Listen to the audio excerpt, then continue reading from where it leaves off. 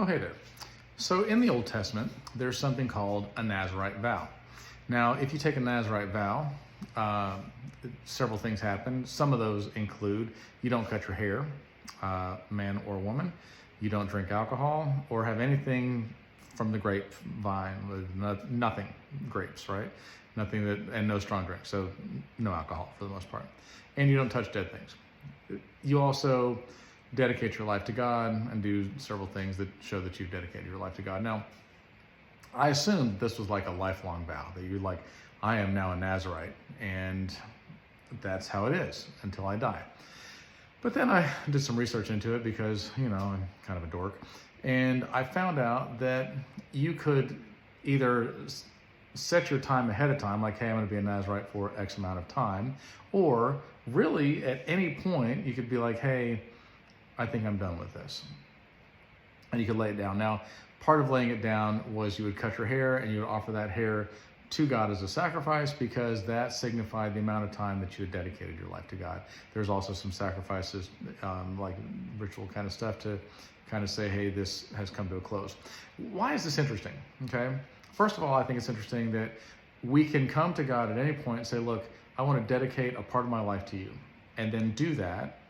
And then we can kind of set that back down and go, I'm done with that part. Now, this doesn't mean that you don't belong to God, okay? But I know several people that have tried to be in ministry for a while. I myself was in ministry for a little while, and life kind of happened. And so I know a lot of people that have been missionaries and have been pastors and things. They've done ministry type things. And then life happened, right? And I know that they feel guilty, and I know that they feel the weight of that. They feel like maybe I've let God down, or I've let people down, or whatever in the world it may be. And I think it's interesting that God's like, I know.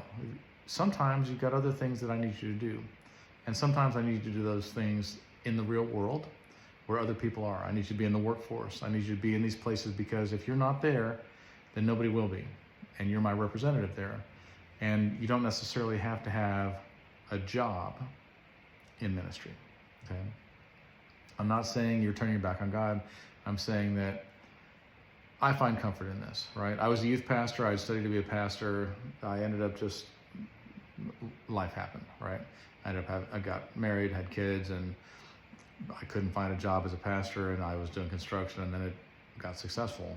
And then over time, I was like, I really want to do this again. And by that point, you know, my wife had left me and I was divorced. And so even though other people are like, oh, you can still be a pastor, I'm like, I take that part seriously. So anyway, I hope that helps you in some way. Love you guys.